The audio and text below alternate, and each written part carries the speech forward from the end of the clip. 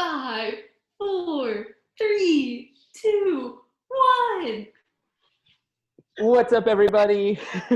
Welcome back to another episode of the New Normal Intern Edition.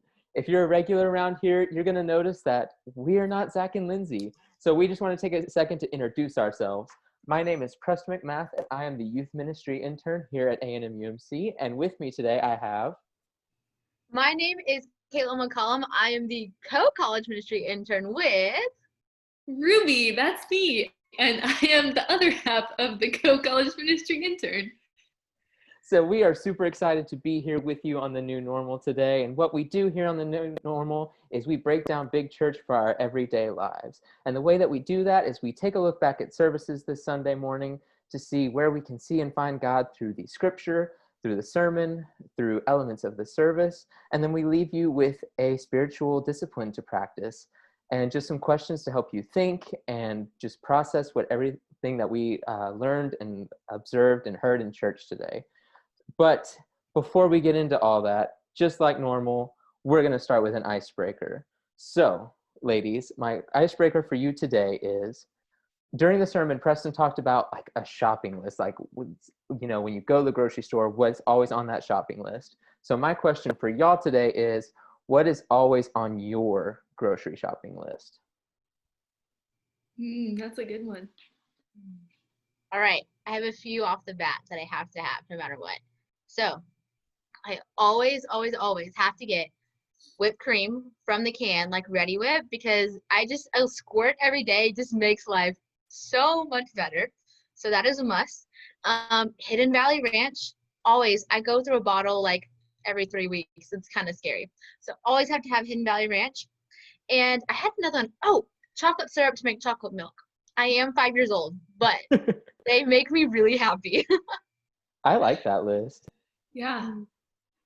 I definitely always get sweet potatoes for sure. Shout out to my sister Sarah. She found this killer sweet potato seasoning. Oh my gosh, it makes them so good. So I always have a few sweet potatoes on hand. Mm-hmm. And what else? Okay, this sounds really like healthy and boring, but they're so good. I always get Quaker Oat Squares cereal, and it's so good. The cinnamon kind. Highly recommend. It's fantastic. That is super healthy. I love that for you, Ruby. I'm going to go the opposite direction. I'm going to go the unhealthy route. So there's two things I always have to buy. I always have to have cherry Coke. That is my favorite beverage of all time.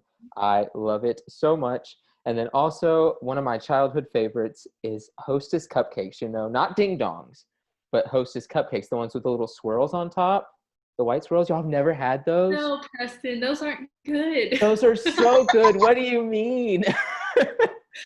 Oh no. Whatever. Right. I'm just gonna take that. I enjoy them. They bring me a lot of joy. So I'm gonna let you have your opinion, even though it's wrong, Ruby. So with that, we're gonna go ahead and get into the rest of this episode. So we're gonna start with scripture as always. Our scripture today came from 1 Corinthians chapter 13, verses 1 through 8a. Ruby, go ahead and read it for us. Okay, so the scripture says, if I speak in the tongues of men or of angels, but do not have love, I am only a resounding gong or a clanging cymbal. If I have the gift of prophecy and can fathom all mysteries and all knowledge, and if I have faith that can move mountains, but I do not have love, I am nothing. If I give all that I possess to the poor and give over my body to hardship that I may boast, but do not have love, I gain nothing. Love is patient, love is kind. It does not envy, it does not boast, it is not proud. It does not dishonor others, it is not self-seeking, it is not easily angered. It keeps no record of wrongs. Love does not delight in evil, but rejoices with the truth. It always protects, always trusts, always hopes, and always perseveres. Love never fails, but where there are prophecies, they will cease. Where there are tongues, they will be stilled.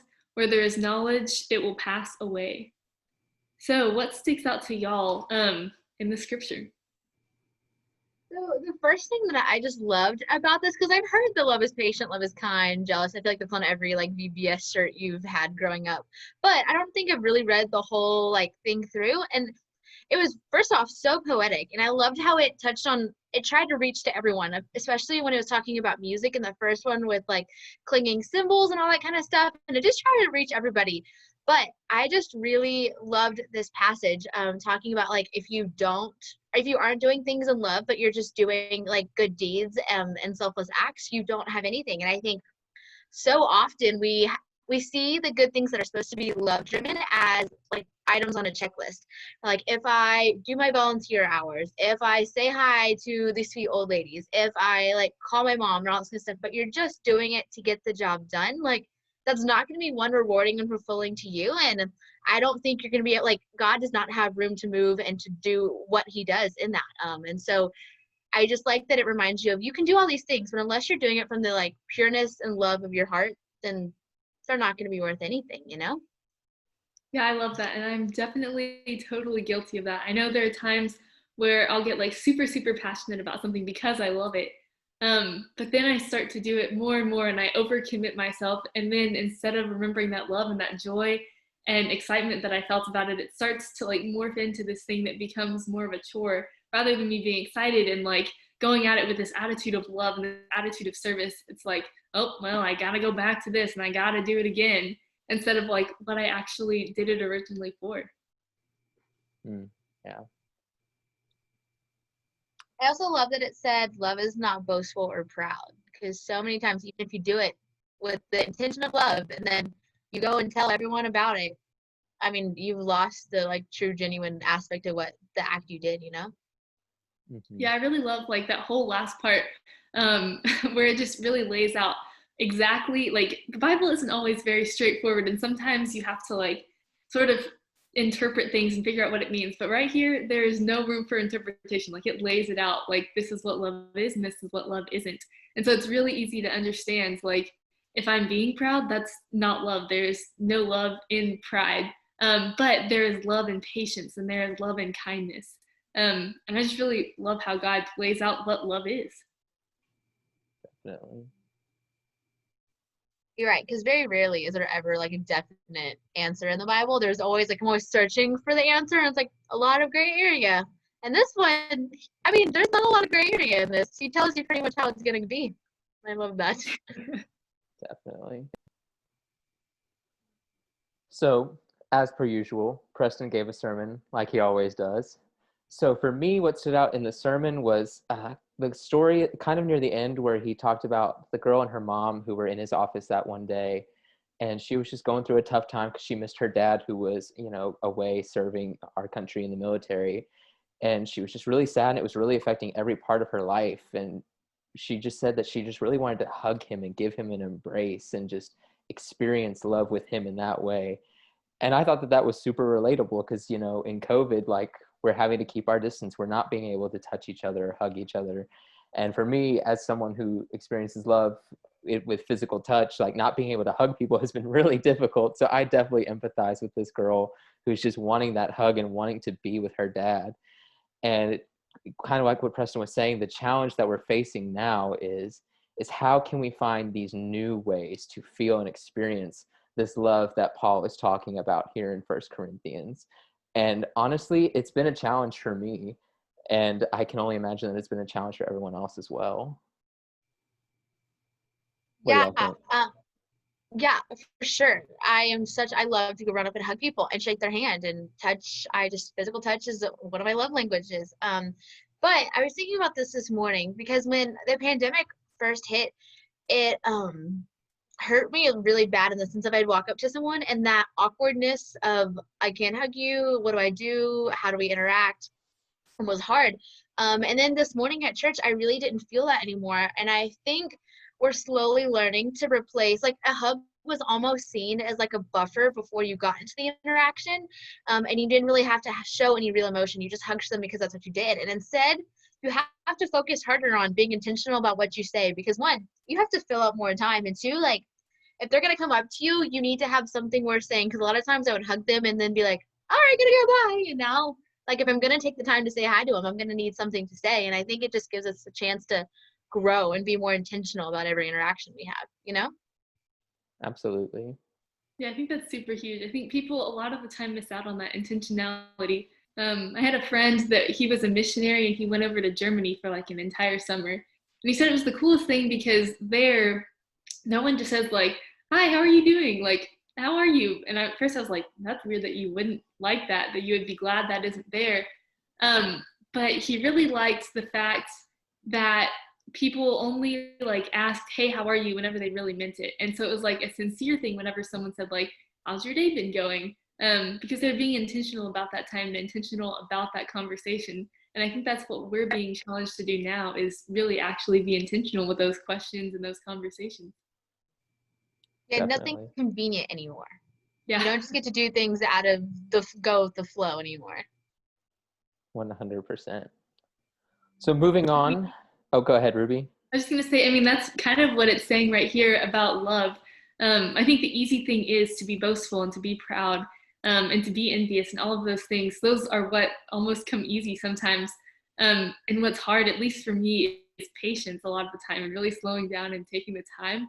And so, I mean, I think that everything about love is a challenge sometimes. Like, yes, sometimes it's really easy to love people and to love what you're doing and everything, but it's not always easy. And so, it's that challenge to love in every single circumstance.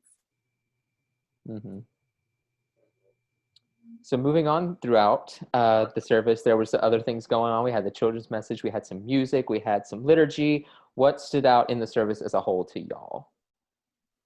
Guys, I geeked out. Jungin played the Beatles on the pipe organ. Now, she is so talented, and she's done some things that have blown my socks off. But when I was greeting and just chit-chatting with Savannah and Ruby, that was like, there's no way. At the end of a traditional service, we're playing the Beatles. And it was All You Need Is Love, and it was so good. It just made me really happy. That was so cool. And just to like see the number of people that like stayed afterwards, just to like be there and enjoy her music. Like she has an incredible gift of like being able to just like share that music with everyone. And like that is her love language. And I mean, you're like that too, Preston. I mean, up there playing the violin this morning, like that's a way that you like share God and like share love and everything. And it's so cool that we get to witness that and experience it. Yeah, I definitely love getting to be able to participate and lead worship and use one of my spiritual gifts of music, because it's one of the ways that I really connect with God and how he speaks to me, and I love being able to give that back to him in worship.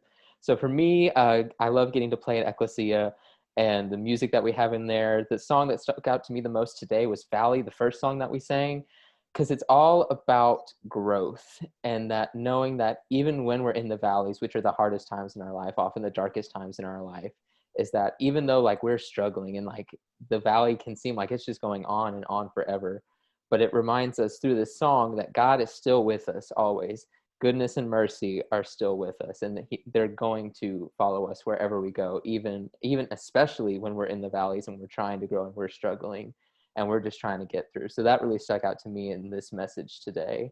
And then also just like tying into the message of love, like how can we be loving others and helping everyone else get through their valleys as well. Have you heard the song Hills and Valleys by Torrin Wells or Lauren Wells or something like that? Mm-mm. It's fantastic. It's the same message about how God is with us through the hills and valleys in life. And it's so cool because he has his regular song and then he has the hills version where it's the same song but super upbeat. And so you listen to it when like life is just going exactly how you wanted. So the exact same lyrics, same message, everything, but it's just for that time. And then he has the valleys version where it's like a piano and really acoustic, and it's meant for you to hear it when you're at your lowest. And so you can listen to the song in different ways, how you need it differently. I think you would really like it. That is so interesting. I love that. It's fantastic. You should look it up. It's so good. That's really cool. And I mean, I think that just emphasizes like the way that God, his love just like prevails over literally any part of our life that we're in. He's there in those hills and in those valleys. And so I think that God calls us to do these spiritual practices like Lindsay and Zach challenge us to do every week, just to remember that love and to be able to show that love to others. And I think that the spiritual practice that we can really work on this week is the practice of community, because I think having that family of like believers in that community is really what can like keep us going. We're called to go out and be the light in the world, but in order to be a light, you sort of have to get refueled sometimes and like receive a little bit of that encouragement before you go back out into the world of like craziness and COVID and all those different things. And so I think that we find that refueling in that community that we create in church and in youth and in all of our different Bible studies that we're in. And I mean, it doesn't even have to be in church. God is literally everywhere. So in friendships, in your families, God is in that community. And that is just where we're like reinvigorated with that love to go out and share it with everyone. Yes. So after that, I have a couple of questions I want to send us off with to think about and just to brew on throughout the week. And the first one is that really just struck my heart was, in this time of pandemic, really all we can do pretty much is Zoom and text messages and phone calls. And so the people that reach out, we're able to reach out with them really well right now. I think we've learned how to make intentional conversations like the new normal and live streaming worship. But there's so many people that are slipping through the cracks, I think, that we're just missing because, one, they're not technology people or they're not outgoing. And so when they're in a room and they're in the corner, it's easier to notice they're alone than when they're literally just like not hopping on a Zoom. And so you have no idea. And so when you're going out throughout this week, I want you to try to think about who is someone that God is calling you to reach out and to show some love to that you haven't heard from in a while, or that you just feel called to just give a little extra grace to. And then another one I want you to think about is, where else can you see like God's love in the simple moments of your life? I think I take a lot of things granted in the middle of my day or throughout my day of like a pretty sunset, because I've got a million things at like 6 or 7 o'clock that I need to get done, or just a really great conversation with somebody, or just a moment of peace. Like, where is God like giving you little gifts of love that you are missing and overlooking that you could just be more appreciative of this week? For sure. I love that. Yeah. And as always, the conversation does not end here. Our job here is simply to help get the conversation started, but we want to encourage you as you go forth from this place and going into this week that you continue this conversation, continue talking about like what you're learning in church, and you can talk to anyone about that. Find your community, whether it's with your family or if it's with your friends, or if it's in college ministry, or if it's in youth ministry, if it's with the pastors, or just anyone that you feel comfortable talking to. Have those conversations, check in on each other, love on each other, make sure we're all doing okay. And so with that, we just want to wish everyone well. We love you, and we hope that you have a great week, and we will see you back next week on another episode of The New Normal. Bye, everybody. Peace out, Girl Scout. Bye, everybody.